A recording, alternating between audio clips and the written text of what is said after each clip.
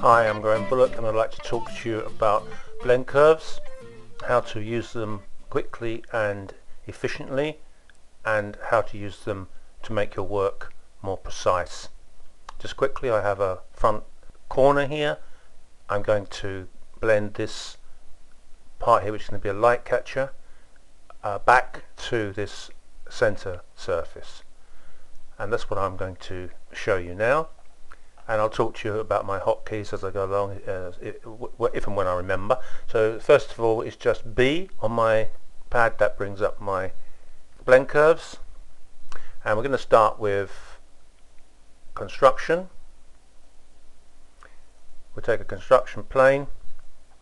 I'm going to use 3-point, and I'll go into F9 and just start by putting point there, and then I want to get the verticality, so I'm going to put a point there to make sure that it is vertical, and then my third point I can move around. I'm going to just snap it to here, okay, and bring it back close to that point, and then go into F5, and now I can adjust it to be normal to the surface by moving the third point. So that is normal or close to normal. That's what I want to build my surface. E is pick nothing, F is save work. Now that's going to be for one curve. I want another curve. I know I can't do all this in one square surface, it's too much for it, so I'm going to need two. So I'm going to put my other curve there, and a third curve there. Let's use a geometry plane this time. I'm going to put one about here.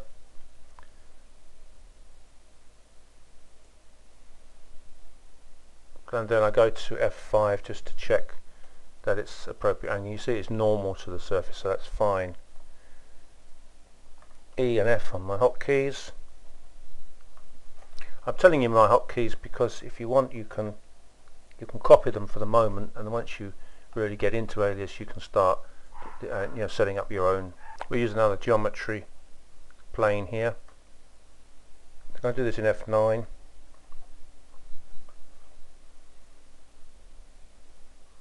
I'm going to put it about there. If you're not sure where it's going to contact on this surface, you just scale it like so, get an idea where it's going to contact there. Okay. Now you can also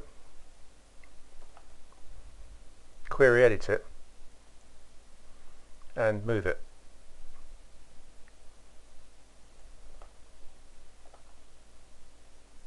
I'm going to leave it there, and the reason I'm going to leave it there is because I'm going to do some kind of complex transition here, so I don't need it to be edge aligned there.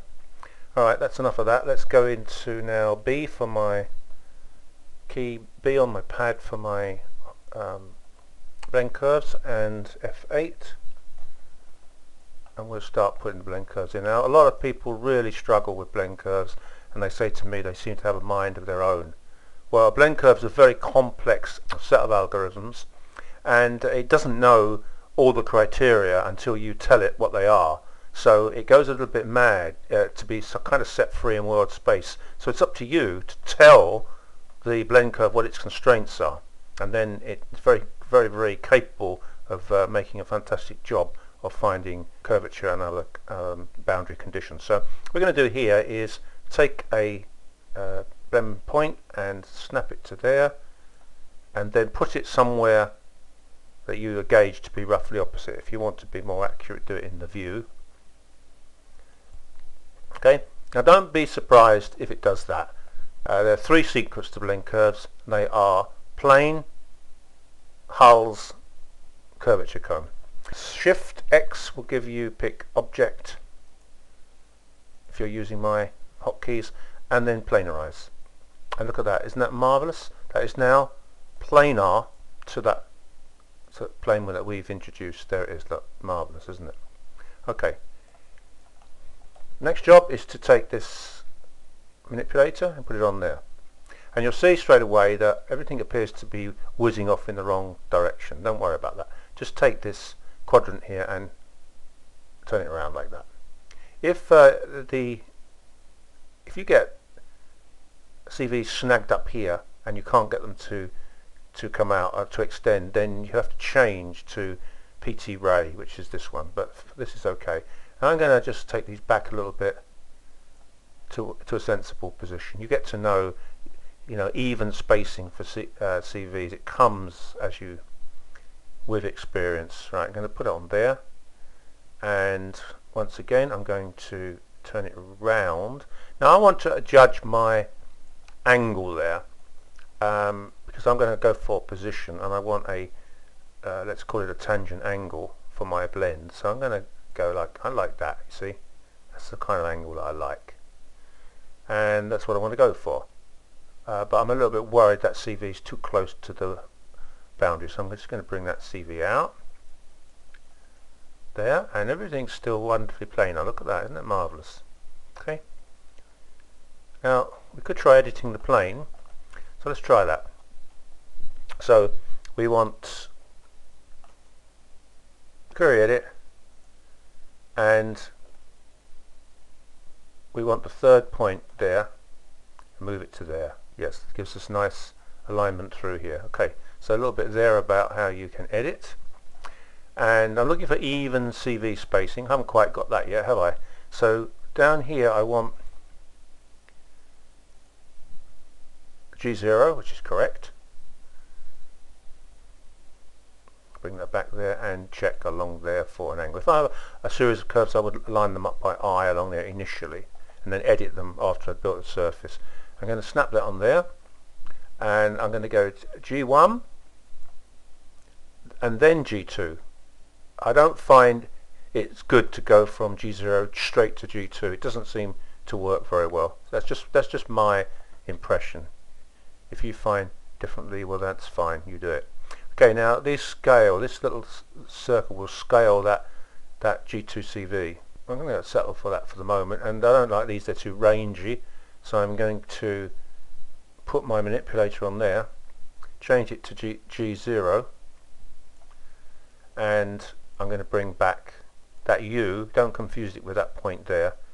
Bring back that U to give me that even spacing that you can see there, and then look along there, and then bring in your curvature comb. Often you would have a boundary or a curve on surface there to line that up with, and here it's positional, so we don't need to line up with anything, but it gives you an idea of the shape of the curve and how the highlights are going to be. So if I put the manipulator back on there just quickly to there, which is much nicer, isn't it?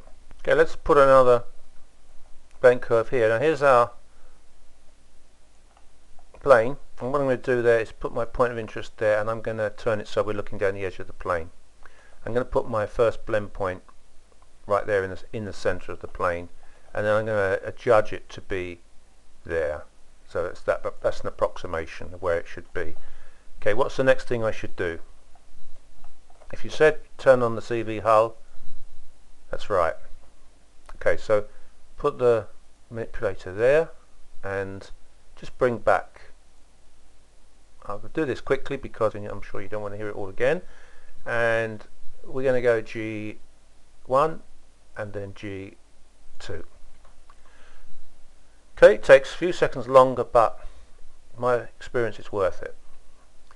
Right, there we are. Well, it's pointing in the wrong direction, so make sure you get the right quadrant, which is that one.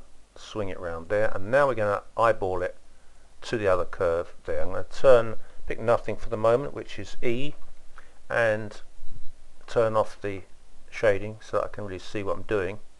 There are my two curves. Put a comb on. So it's always the same deal, and you can see it's flat there, so let's put the manipulator back on there. Make sure we're on G2, and let's just enhance the shape of our curve there.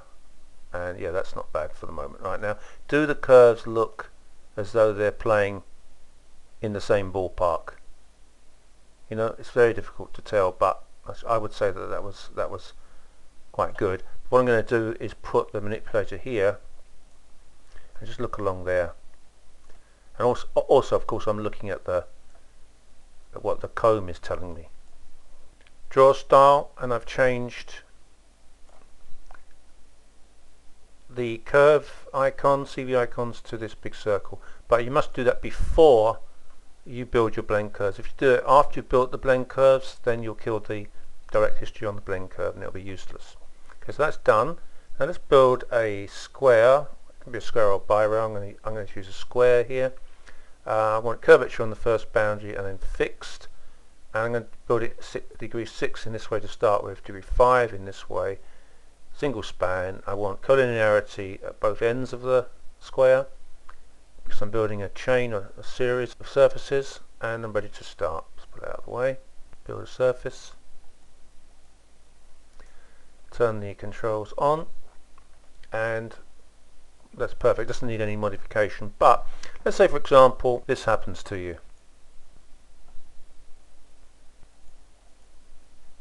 This is typical thing that can happen, and it's very easy with blend curves just to rectify it. So it's, it's one of the great advantages of using blend curves. Obviously you're looking for a relationship here, but if the curve set is kind of growing in chord length as it goes along, or diminishing, you can't be parallel here. You have to have obviously have to take it into account, and you look along and then you blend your surfaces there. Okay, let's build one more surface in here. I'll do it for you in real time. This video has pretty much been in real time. Let's turn that there so we're looking down the edge of the plane to start with. Put that there, and like so. Now I did these the other way around. I started there and then I put the point there, so the U and V of the curve may be reversed, so we're about to find that out now. So turn on the hull, and you see the U is here and the U is down there, so we can go to curve edit and we can reverse the U and V if we so wish. Okay, now take the manipulator and put the comb on. Okay, don't forget, go to G1, G0, G1, G2,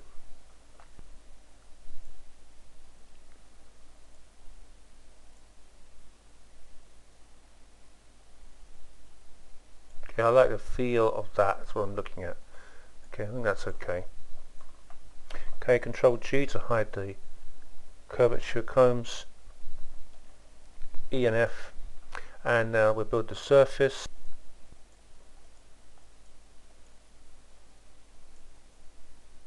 Controls on. Look along there.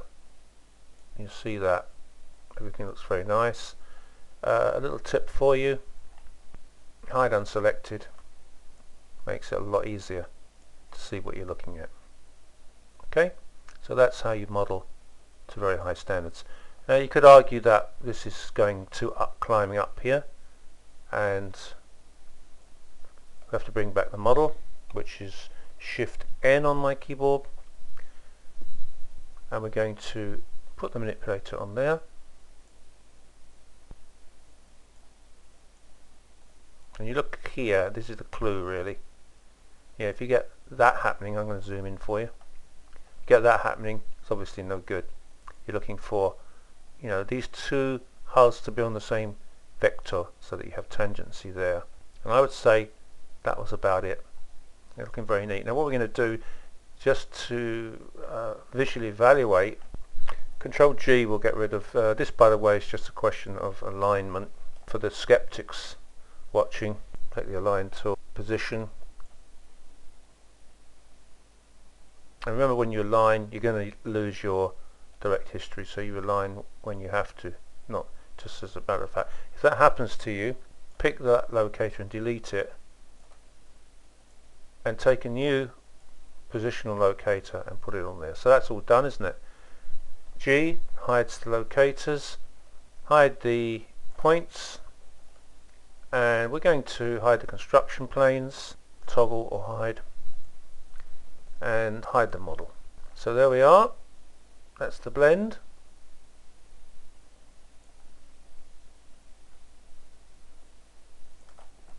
And we'll do, last thing we're going to do is to select the surfaces that we're interested in.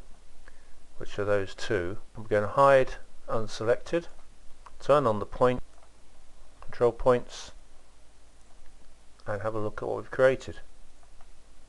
And I'm happy with that. So thank you very much for taking the time to watch my video. I hope that you found it useful and that you can incorporate it in your own personal workflow.